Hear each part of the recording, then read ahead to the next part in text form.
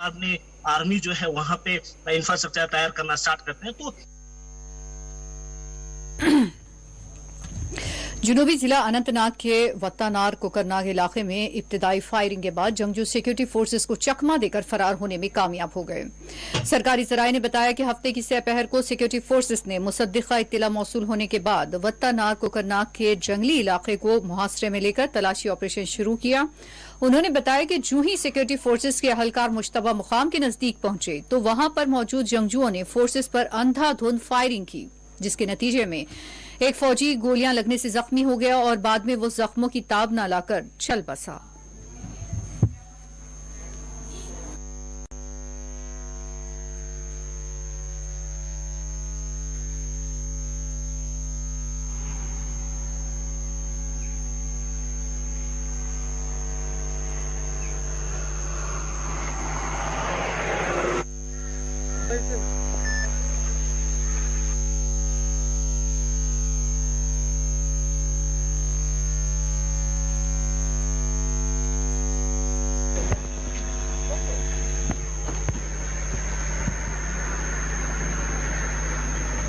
जम्मू कश्मीर एक हसास रियासत मुल्क की दफ़ा 370 हटाया गया,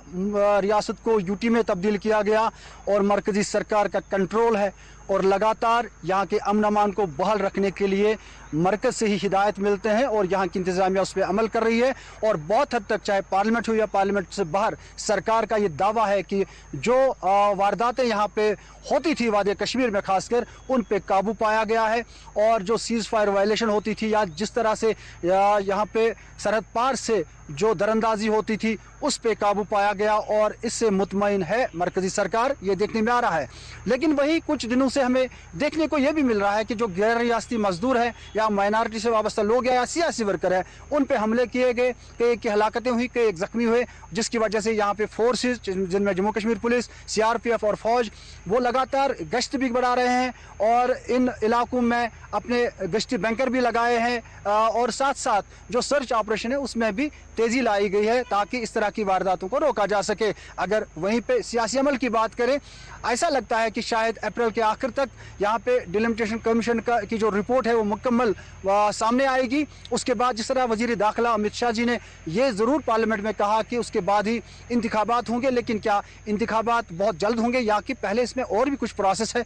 जिसको कंप्लीट करना होगा? क्या ये इंतखाबात 2022 में होंगे या 2023 में? ये आने वाला वक्त ही बता सकता है। लेकिन सबसे ज़्यादा अगर किसी चीज़ पे इस वक्त ध्यान देने की, तवज्जो देने की ज़रूरत है वो अमन अमान बाहर रखने की और आम लोगों की ज़िंदगी जो है वो महफूज रखने की ज़रूरत है। क्योंकि अपोजिशन जमातों का कहना है, जो दावे मरकज़ी सरकार कर रही है कि हालात बेहतर है, फिर क्यों कर इस तरह के हमले होते हैं और हर शाम लोगों में तशवीश होती है, लोगों में खौफ होता है। इस खौफ को दूर करने की ज़रूरत है। लेकिन साथ ही जब तक ना यहाँ पे सियासी हलचल जो है उसमें तेज़ी लाई जाए, जब तक यहाँ सियासी हलचल देखने को ना मिले, शायद तब तक ये कहना भी मुमकिन नहीं होगा या ज़रूरी समझा जाएगा कि आखिरकार क्यों ये सूरत हाल बेहतर नहीं लग रही है कि सियासी अमल जिस तरह पहले कभी हुआ करता था वो दिन कब आएंगे, वो कब वो चहल पहल देखने को मिलेगी, ये आने वाला वक्त ही बता सकता है। लेकिन इतना ज़रूर है, यहाँ अपोजिशन जमातों और जो मरकज़ में सरकार बैठी है दोनों के बयानात अलग अलग होते हैं, लेकिन आवाम की जो राहत है उसके लिए काम करने की ज़रूरत है, खासकर जम्मू कश्मीर और उसमें भी वादी कश्मीर के आवाम को राहत देने की ज़रूरत है। Shabnam Fayaz, 4 TV news.